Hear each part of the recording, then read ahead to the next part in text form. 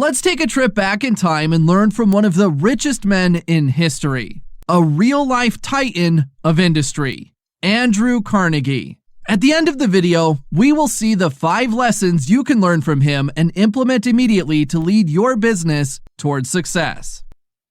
Let's jump into the first lesson and unpack a gem from the life of Andrew Carnegie.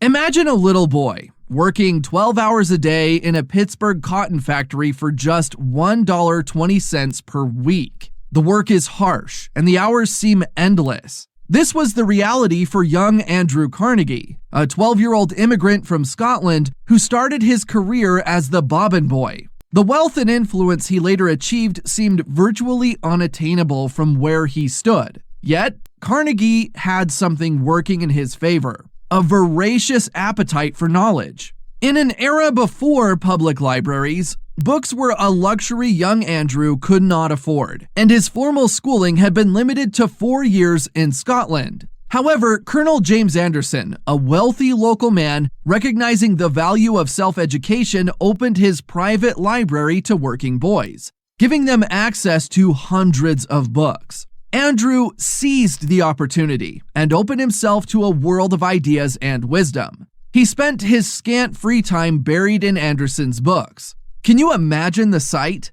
A tired, dirty boy after a long day of work, now burning the midnight oil over books, gobbling up everything from history to literature, business, and innovation. So what's the lesson for you to take away?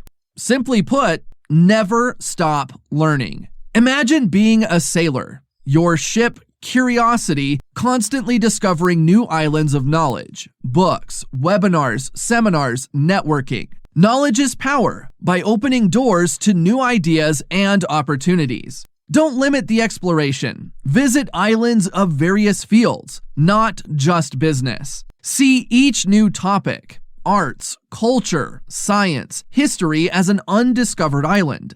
Broadening your worldview and understanding diverse cultures and people can help you connect better with diverse clients, employees, and partners. Don't forget to seek guidance from seasoned sailors who've navigated these waters before you and know more. Your mentors. Imagine a scenario when you're stuck in a storm, a challenging situation, but a message in a bottle, mentor's advice, guides you out of it.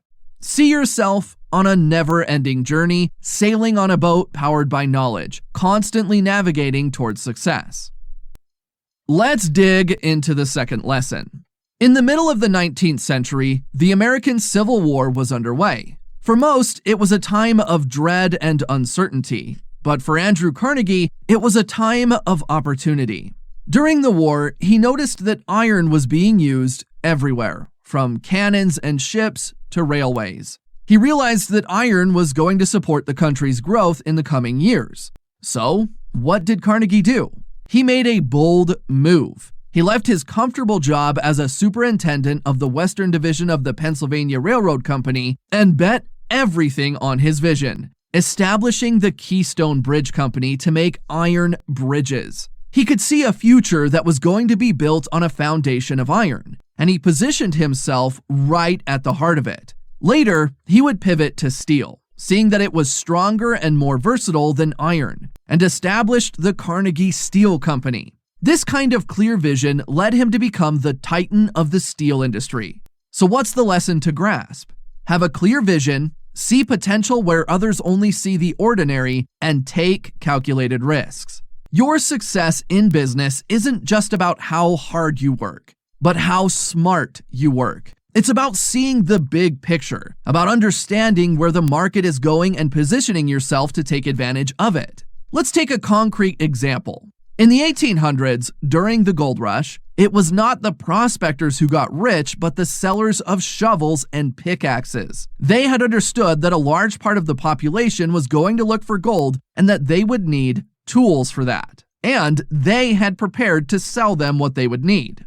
We'll now see lesson number 3, but before, if you're interested in investing in the stock market, you can copy my investment portfolio, which has an average growth of 17.89% per year since 1998. You can copy-paste what I do with less than an hour of work per month by clicking the first link in the description of this video.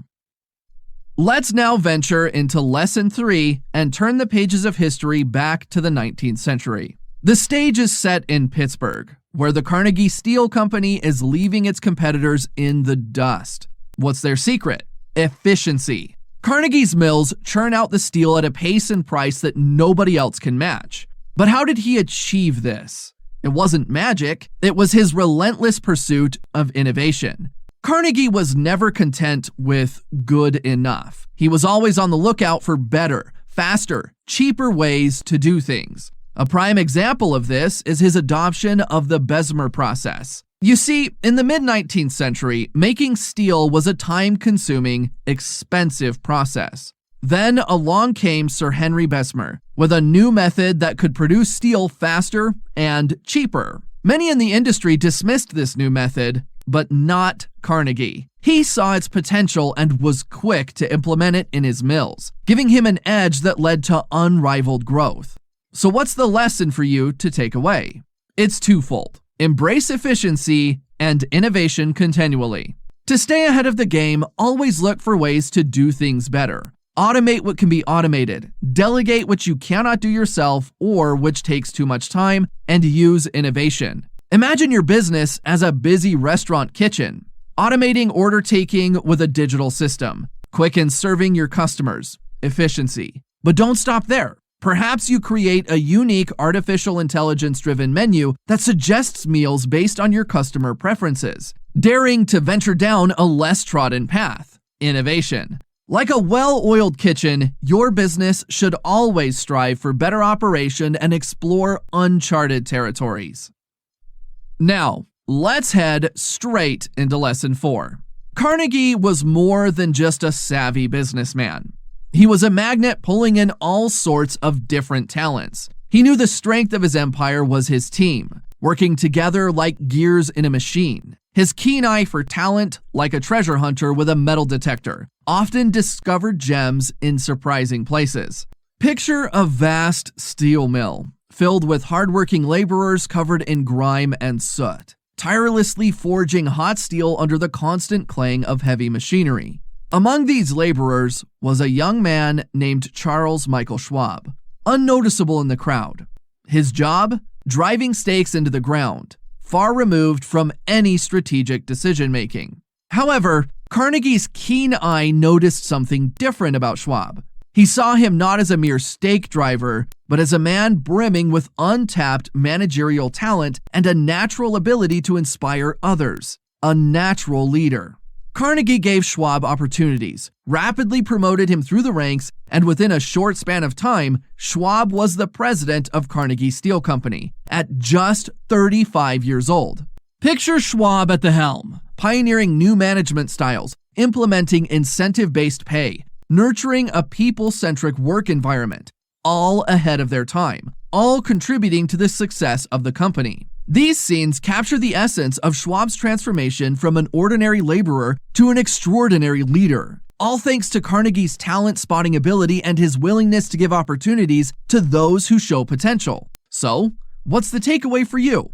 Here it is. People are your most valuable asset. Take time to build a good team. Value talent over experience. Consider your business team like a group of chefs in a kitchen, each bringing unique skills, combining them to create an unforgettable meal. Choose your sous chef for their speed and precision, your pastry chef for creativity and attention to detail, and your grill chef for their resilience and heat management, their synergy amplifying individual strengths. Encourage learning and growth, like a gardener nurturing diverse plants to bloom, and witness your kitchen craft a successful business recipe.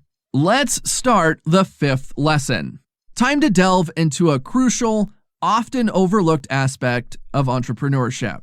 What makes Carnegie's story from a bobbin boy to one of the richest men in history is what he chose to do with his wealth. The pinnacle of Carnegie's business career came in 1901, when he sold his steel business to J.P. Morgan for an unprecedented sum of $480 million, equivalent to approximately $17 billion today. This deal marked the largest business transaction of that era, making Carnegie one of the most successful entrepreneurs in history. However, After selling his company, Carnegie didn't retire to a life of leisure. Instead, he used his wealth to make a difference and dedicated it to causes he believed in, funding the construction of public libraries, schools, and universities. His most famous adage, "The man who dies rich, dies disgraced." His philosophy was to use wealth to create opportunities for others, to lift up society and contribute to human progress. So, what's the lesson for you here? You guessed it. Using success for greater good. And don't think that you have to be a Carnegie-level tycoon to make a difference. Giving back isn't about how much you give. It's about the impact you make. Consider your prosperity like a fruit-bearing tree. Just as a tree shares its fruits with everyone, birds, animals, people, you too can share the fruits of your success. For example, you could reinvest part of your profits into public projects that would impact your community positively or help others succeed. There you have it, 5 solid lessons from Andrew Carnegie's life that you can apply to your entrepreneurial journey. Remember, learning from the past can help us shape a better future. Use Carnegie's strategies as a roadmap to your success. Don't forget to get a look at my portfolio if you want to achieve an annual return on your investment 10% higher than if you invested in the S&P 500, with a much lower risk. I show you how to do that and copy-paste my personal portfolio in the link in the description of the video. If you liked this video, I'm sure you'll love this incredible story too. Don't forget to hit the like button and subscribe to the channel, and I'll see you in the next video. Thanks for watching. Goodbye.